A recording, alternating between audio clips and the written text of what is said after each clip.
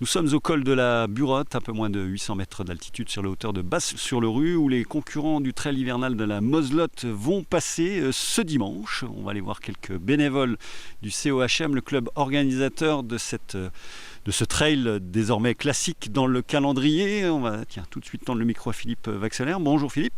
Bonjour. Alors on vous surprend là en plein traçage, tout se passe bien? On est en plein boulot, oui. Tout se passe bien, pas de Oui, problème? il n'y a pas de souci. Non. Alors on voit qu'il n'y a évidemment pas de neige, c'est un des éléments de ce trail-là. Il y a eu des années blanches, des années semi-blanches. Cette année, ça sera plutôt vert. Oui, on l'a reconnu il y a une semaine, il y avait encore de la neige. Là, évidemment, il n'y a plus grand-chose. Ça a beaucoup fondu cette semaine, donc il doit rester peut-être au haut du roc, là-haut, où on passe à 1000 mètres le sommet, quoi. Mais bon, voilà, ça sera plutôt vert ou gris que blanc. Bon, certains vont s'en réjouir, parce que c'est pas facile, on le sait bien, de courir dans la neige. Non, c'est pas toujours facile, c'est pas toujours évident. Non. Quand il n'y en a pas trop, ça va, mais quand il y en a en quantité, c'est pas toujours évident, quoi. Alors on va parler des caractéristiques de cette épreuve-là. Il y a du dénivelé, on va rappeler qu'il y a deux épreuves, 14 et 28 km. C'est assez exigeant comme parcours. Oui, il y a le 14 km qui est plutôt sur le secteur Cornimont-Cornimonin, quoi, avec 750 mètres de dénivelé. Et puis où on est actuellement sur le 28, donc avec le double, 1500 mètres de dénivelé. Il y a une partie commune du 15 et du 28, et après ça se sépare. Et l'arrivée est commune aussi depuis le col de la Croix-des-Moulins, quoi. On avait presque 600 coureurs l'année dernière, donc là on est un peu moins. On est à 400 en ce moment, on espère.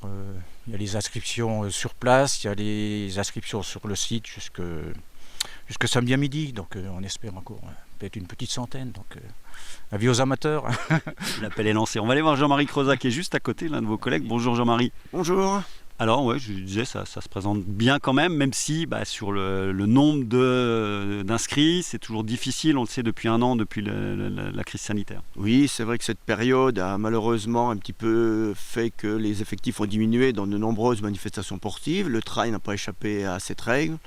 Mais bon, le trail là est quand même tellement sympa, avec de nombreux points de vue, des sentiers relativement agréables à parcourir. Et on sait que la météo va être très bonne dimanche.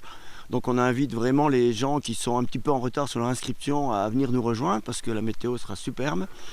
Et donc voilà, je pense qu'il y aura une belle journée à passer avec nous, malgré l'effort. Et je pense que les gens en prendront plein les yeux, et c'est ça qu'on recherche aussi, quoi. Ceux qui ont l'habitude de faire des kilomètres, le 28 effectivement va être relativement exigeant. Dès le départ, il y a une belle grosse montée. C'est pas très boueux. Bon, au fur et à mesure des passages, il y aura un petit peu de boue. Mais du fait qu'ils annoncent relativement sec jusqu'à dimanche, ça devrait aller. Et puis pour ceux qui viendront sur le 14, c'est déjà une bonne partie à avaler quand même, parce que les 750 mètres de dénivelé ne sont pas évidents. Et même sur la fin, les descentes risquent d'être un petit peu glissantes. Et donc je pense que les gens doivent quand même faire attention. Il y a quand même quelques passages un petit peu techniques, on va dire. Mais il y en aura pour tous les goûts, des passages un peu faciles, des passages techniques, et c'est ça qui fait tout l'intérêt du trail. Et en plus avec des magnifiques paysages. Je sais que pour avoir fait un peu Serfil, les gens prennent pour certains le temps de faire des photos, et c'est tout ça aussi. C'est l'esprit trail, et c'est ça qu'on recherche, quoi. Bon, on oublie les guêtres, là, il y aura peut-être quelques petits passages dans la neige, mais vraiment marginaux. Oui, tout à fait. Donc les guêtres, là, non, c'est pas la peine de s'alourdir pour rien. Il n'y aura pas besoin de guêtres cette année. Non, il y aura quelques centaines de mètres uniquement enneigés. Encore quelques plaques de glace quand même par endroit. Il faudra quand même être vigilant. Certains passages un petit peu particuliers. On va rappeler les contingences pratiques. Départ du Grand à 9h, départ du 14 à 9h45, avec autour de 500 participants, on l'espère. Oui, on espère qu'on aura 500, voire plus. On sait que les derniers jours sont toujours propices à des inscriptions, parce que les gens regardent de plus en plus la météo. Donc on est très confiant pour dépasser la barre des 500 sur les deux trails. Avec les vainqueurs de l'année dernière, sur les deux distances. Voilà, oui, il y aura Tony Pierrat et Lucas Herzog qui sont parmi nous. Donc c'est quand même deux belles têtes d'affiche qui auront à cœur de conserver leur titre. Et en tout cas, ils vont défier toute la concurrence qui sera avec eux. Et ça, ça va être super.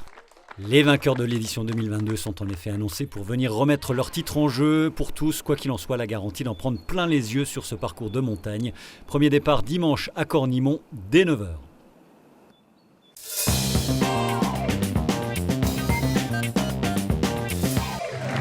Dans le reste de l'actualité sportive du football en National 3, avec un match très important dans l'optique du maintien pour l'US Raon l'étape qui accueille le premier relégable Reims-Sainte-Anne qui ne pointe qu'à 3 longueurs derrière, même si les Raonais ont un match à rattraper. Coup d'envoi samedi à 17h au stade Paul Gasser. Même jour, même heure pour l'ES Taon, 4e, qui après avoir mis fin à sa mauvaise série de début d'année, espère retrouver le chemin de la victoire face à Champignol, un mal classé. En National 2, le SAS se déplace à Colmar.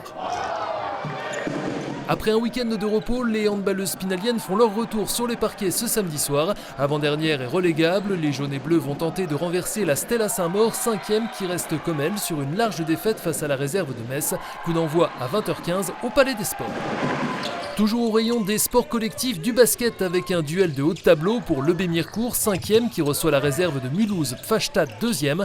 Loïc Gigant et ses coéquipiers auront à cœur de prendre leur revanche sur le match aller où il s'était incliné 74-48, entre deux d'envoi à 20h en salle Claude Accard. En volley, duel de milieu de tableau entre deux équipes dont le maintien en National 3 est en très bonne voie. L'AS Gérardmer accueillera ainsi le Pays Voironnais dimanche à 15h à la Halle des Sports. En N2, après le leader, les filles du CAM vont se frotter au 2e de leur poule, Saint-Fons, en banlieue lyonnaise.